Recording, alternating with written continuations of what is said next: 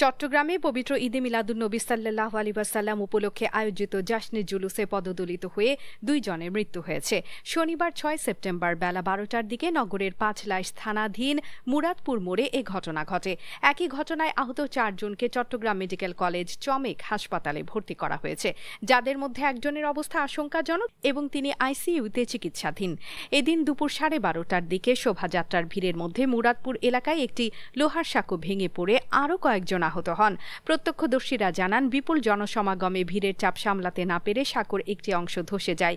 এতে তাড়াহুড়োর মধ্যে অনেকে নিচের নালায় পড়ে যান। স্থানীয় বাসিন্দা ও স্বেচ্ছাসেবীরা দ্রুত আহতদের উদ্ধার করে হাসপাতালে পাঠান।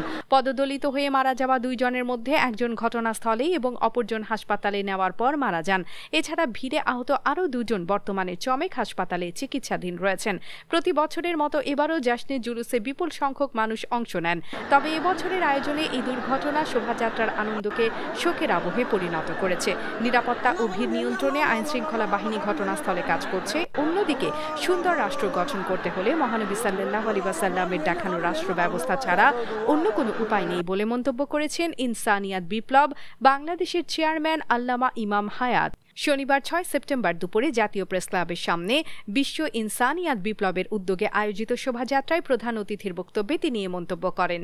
আমরা আজকে দেখি ইসলামের ছদ্মনামে বিভিন্ন বাতিল মতবাদ ইসলামী রাষ্ট্রের নামে রাষ্ট্রকে একক গোষ্ঠীর করে ফেলতে চায়। রাষ্ট্রের উপরে দলীয় মতবাদ, গোষ্ঠীগত মতবাদকে ইসলামের নামে চাপিয়ে দিতে চায়। একই সাথে আমরা আরও দেখি দুনিয়াতে অন্যান্য ধর্মের নামেও বিভিন্ন ধর্মের নামে ধর্মরাষ্ট্রের নামে একক গোষ্ঠীর স্বৈরদস্যুতান্ত্রিক রাষ্ট্র চাপিয়ে দিতে চেষ্টা করা হচ্ছে।